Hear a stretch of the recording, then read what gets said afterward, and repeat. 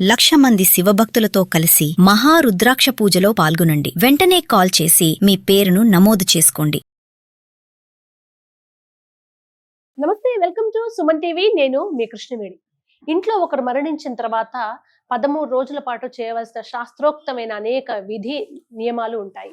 అయితే ఆ 13 రోజులు కూడా ఆత్మ ఎక్కడ ఉంటుంది, ఎటు వెళ్తుంది, మరణించిన ఇంట్లోనే అయిన వాళ్ళ దగ్గరే ఉంటుందా? ఈ విషయాన్ని మనకు సవివరంగా తెలియజేయడం కోసం ఈరోజు మనతో పాటు ఉన్నారు ప్రముఖ జ్యోతిష్య శాస్త్రవేత్త, మంత్రశాస్త్ర పండితులు, ఆధ్యాత్మికవేత్త బ్రహ్మశ్రీ కొండవీటి దత్తాత్రేయ శర్మ గారు ఉన్నారు. గురువు గారితో మాట్లాడదాం.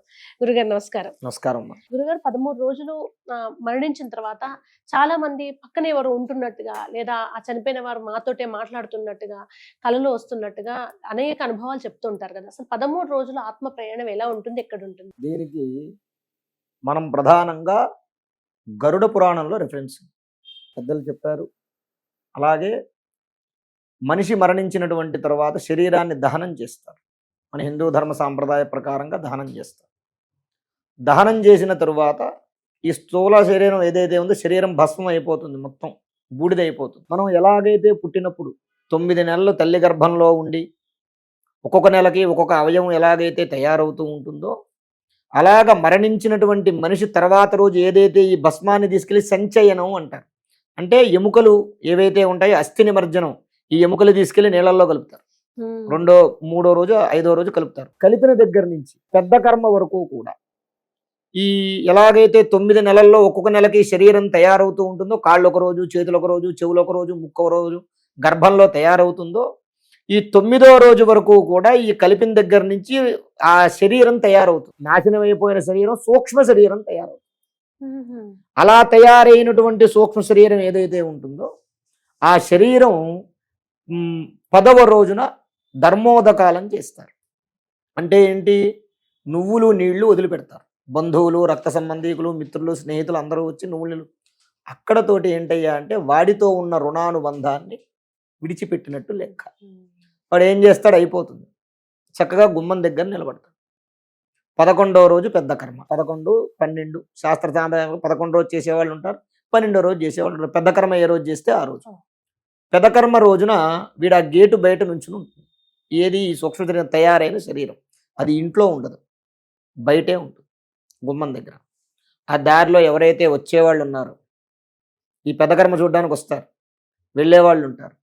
వాళ్ళు నా మీదున్న ప్రేమతో వచ్చారా, ద్వేషంతో వచ్చారు? నా కొడుకులు ఎవరైతే ఉన్నారో, ఈ చనిపోయిన వాడి యొక్క బిడ్డలు ఎవరైతే ఉన్నారో, కూతుర్లు కానీ కొడుకులు కానీ ప్రేమతో నాకు ఈ కార్యక్రమం చేస్తున్నారా, లేదా పోయిందిలే పేడ అని చెప్పి చేస్తున్నారా అనేటటువంటివన్నీ కూడా ఆ గుమ్మం దగ్గర ఉన్నటువంటి ఆ ఆత్మ గమనిస్తూ ఉంటుంది.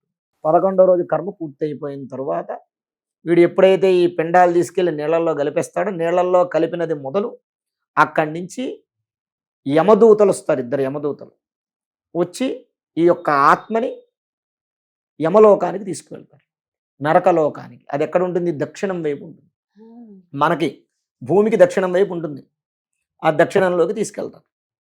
వెళుతూ వెళుతూ వెళుతూ ఉండగా 12 ఊర్లు దాటుతారు. ఈ 12 ఊర్లు కూడా దాటేటప్పటికి సంవత్సరేకం, అంటే 12 నెలలు అవుతుంది ఈ ఆత్మ. అందుకే ప్రతి నెల మాసికం అని పెడతారు.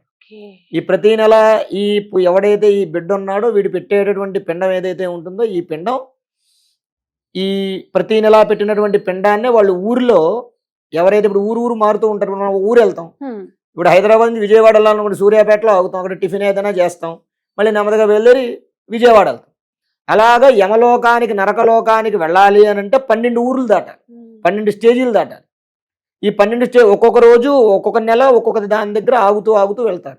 ఈ పెట్టినటువంటి ఈ పిండం, ఇదిగో నీ కొడుకులు ఈ రోజు మాసికం పెట్టారు, ఇదిగో పిండం తినని చెప్పి వాడికి ఆహారంగా ఇస్తారు.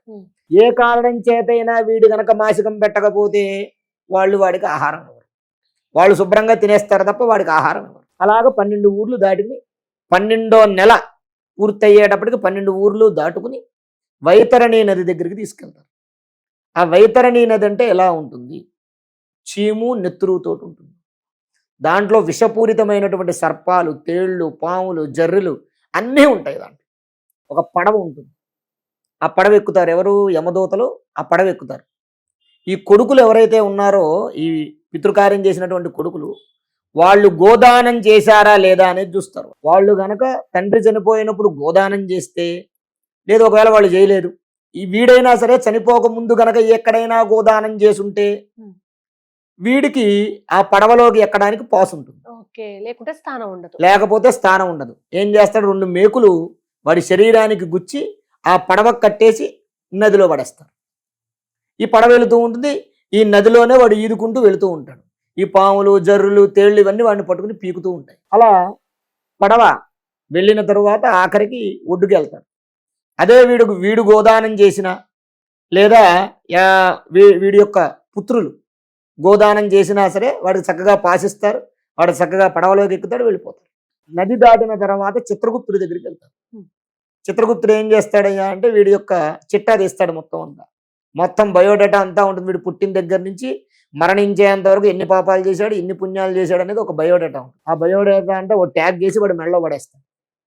వాళ్ళు అతను తీసుకుని వెళ్ళి ఎవరైతే యమదూతలు ఉంటారో వాళ్ళు యముడి దగ్గరికి తీసుకెళ్తారు. యముడి దగ్గర వెళ్ళిన తర్వాత ఆ ట్యాగ్ చూస్తాడు. వీడిన్ని పుణ్యాలు చేశాడు, వీడిన్ని పాపాలు చేశాడు, కాబట్టి ఈ పుణ్యాలు ఈ పాపాలు, ఈ పుణ్యాలకి వీడిని తీసుకెళ్ళి ఫలానా ఈ లోకంలో వేయండి, ఈ పాపాలు చేశాడు, ఈ పాపాలకి ఈ శిక్ష విధించండి. కాబట్టి ఎవరైతే పితృకార్యక్రమాలు చేస్తారో ఆ పితృకార్యక్రమాలు చేసినటువంటి పిల్లల యొక్క తల్లిదండ్రుల యొక్క ఆత్మలు భూమి మీద ఉండవు, వెంటనే వెళ్ళిపోతాయి. ఎవరైతే దుర్మరణం పాలవుతారు, అంటే యాక్సిడెంట్లో కానివ్వండి, సూసైడ్ కానీ, ఇలాంటి వాళ్ళు ఏంటంటే అకాల మృత్యువాతలు పడ్డవాళ్ళు, అంటే ఆయుష్ తీరకుండా బలవన్మరణానికి పాల్పడినటువంటి వాళ్ళు ఎవరైతే ఉంటారో వాళ్ళు మాత్రం వాళ్ళ ఆయుష్ తీరేదాకా భూమి మీద ఉంటారు. అటువంటి వాళ్ళు మాత్రమే మన పక్కన ఉన్నట్టు, మన వెనకాల ఉన్నట్టు, మన ఎదురున్నట్టు, మనల్ని మేము ఇక్కడ ఉన్నామనేటటువంటి సంకేతాలు వాళ్ళకి తెలియజేస్తూ ఉన్నట్టు వాళ్ళు అలా ప్రేరేపిస్తూ ఉంటారు.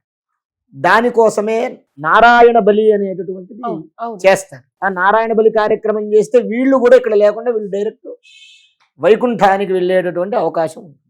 ఆ కారణంగా మనకి ఆ చనిపోయినటువంటి ఆ ఆత్మ 13 రోజులు అదే పెద్ద కర్మ చేసేదాకా భూమి మీద, కర్మ ఖచ్చితంగా జరిగితే స్వర్గలోకంలోకో నరకలోకంలోకో ఎక్కడికొక్కడికి వెళ్ళిపోతారు. కాబట్టి వాళ్ళు భూమి మీద ఉండరు. ఎవరికైతే కర్మలు సరిగ్గా జరగవు, కొడుకులు ఉంటారు, వాడు 1 కోటి రూపాయలు పెట్టి అన్నదానం చేస్తాడు, కానీ తండ్రికి పిండం పెట్టేటప్పుడు మాత్రం వీడు నాకు ఆస్తి రాసి ఇవ్వలేదు, మా అన్నయ్యకే 2 లక్షల ఆస్తి ఎక్కువ ఇచ్చాడు, అటువంటి మనస్సుతో గనక పిండ ప్రదానం చేస్తే, కర్మలు చేస్తే ఆ తండ్రి ఆత్మ ఇక్కడే ఉంటుంది.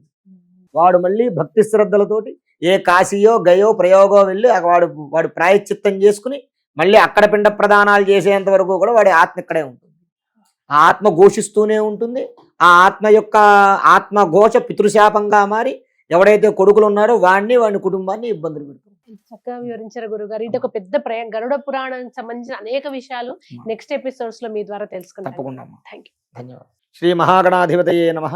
ఆరోగ్యము, ఐశ్వర్యము, ఆనందము, ఆర్థిక లాభం ఇవన్నీ కలగాలంటే ఆగస్టు 11వ తారీఖు మంగళవారం రోజున మేము నిర్వహించేటటువంటి 1,00,000 రుద్రాక్షల పూజలో పాల్గొనండి. పరమేశ్వరుడి యొక్క అనుగ్రహం వల్ల సర్వ విధములైనటువంటి కష్టాలు నివారణమై ఐశ్వర్యాలు కలుగుతాయి. 1,00,000 రుద్రాక్ష పూజలో పాల్గొనేటటువంటి వారు స్క్రీన్ మీద స్క్రోల్ అవుతున్నటువంటి నంబర్లకు కాల్ చేసి రిజిస్ట్రేషన్ చేసుకోగలరు. స్వస్తి.